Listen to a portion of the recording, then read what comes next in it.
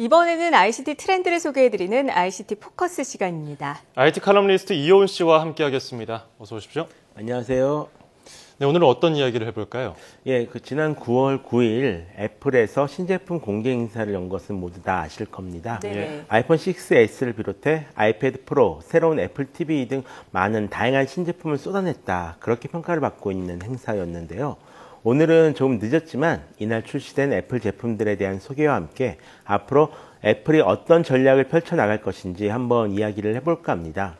간단하게 먼저 총평을 하자면 애플의 여유와 초조함을 좀 동시에 보여준 그런 행사가 아니었나 싶은데요. 네. 한편으론 세계 최고의 스마트폰 회사로서의 자존심을 가지고 큰 변화보다는 제품의 개선에 좀 초점을 맞췄다면요. 다른 한편으로는 스마트폰 시장이 포화가 된 상태에서 새로운 먹거리를 찾기 위해 여러 가지 시도를 하는 그런 초조함을 엿볼 수 있었던 그런 자리였던 것 같습니다. 네, 표현이 참 재밌는데요. 사실 이 아이폰 S6는 벌써부터 예약 주문이 밀릴 정도라고 하던데 구체적으로 반응이 어떤 겁니까? 아직 출시도 안 됐는데요. 네. 지금까지 아이폰 6S와 아이폰 6S 플러스를 합쳐서 1000만 대가 넘는 예약 주문을 받았습니다. 근데 이게 어쩌면 되게 당연한 일인데요. 이번엔 1차 출시국에 중국이 포함됐기 때문입니다. 중국에서는 아이폰의 인기가 굉장히 좋거든요.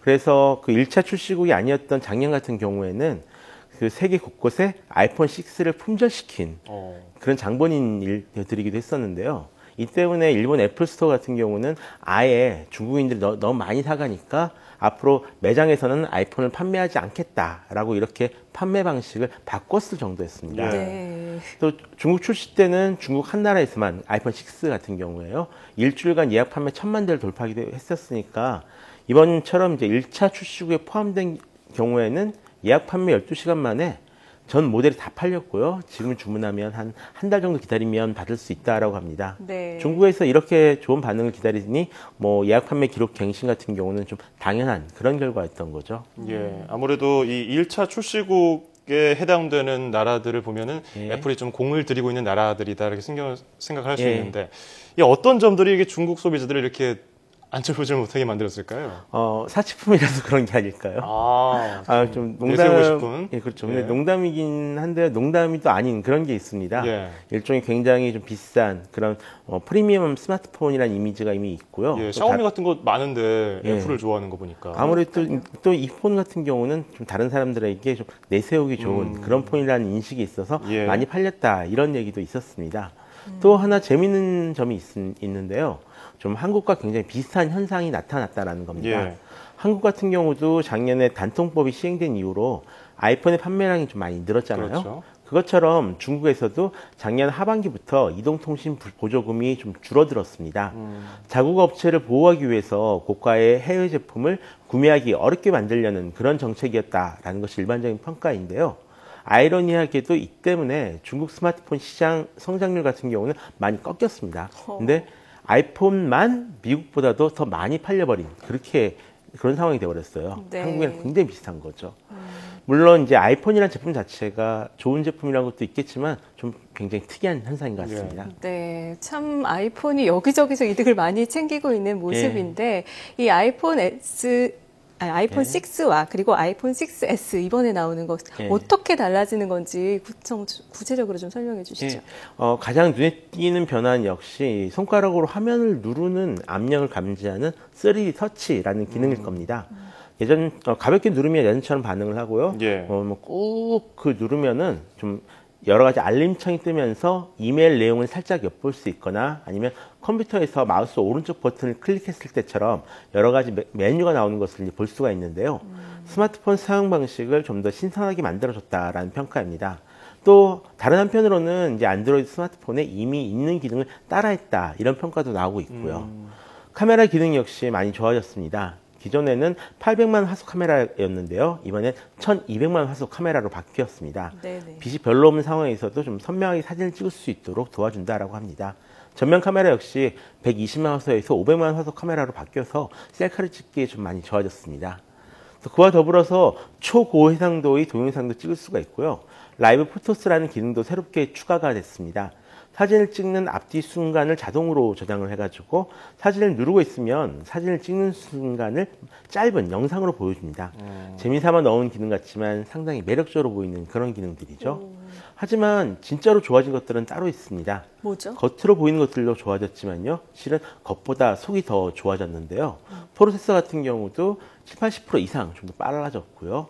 유리나 본체 알루미늄도 예전 제품에 비해서 조금 더 강력한 제품을 사용했다라고 합니다. 또 색상도 로즈골드 색상이 추가가 되었고요. 램 역시 2GB로 늘어난 것이 확인되었습니다. 네, 이 로즈골드 색상 나오니까 여성분들이 굉장히 환호하더라고요. 빨리 나왔으면 좋겠어. 나 사고 싶어 하면서.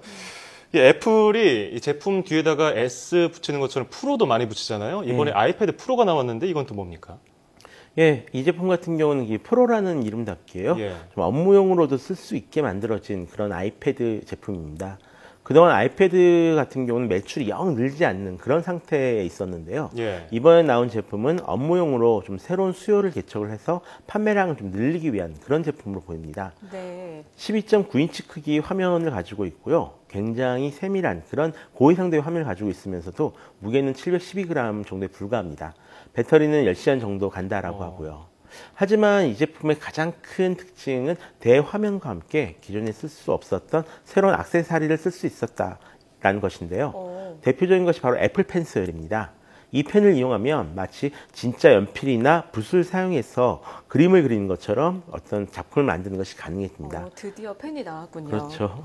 사용자가 펜을 누른 압력이나 아니면 이 펜의 기울기 등을 좀 섬세하게 감지할 수 있어서 가능해진 그런 일들인데요.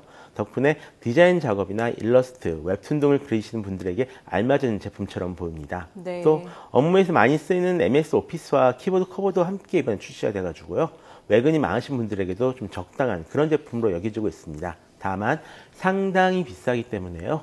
많이 보급되기는 좀 한계가 있을 것 같습니다. 어느 정도 가격일까요? 가격이 한 최소 사양으로 구입하시면 120만 원 정도가 되고요. 기타 액세서리 다 구입하시려면 최소한 160만 원 정도 주셔야 됩니다. 중고 나올 때까지 좀 기다려야겠어요. 네.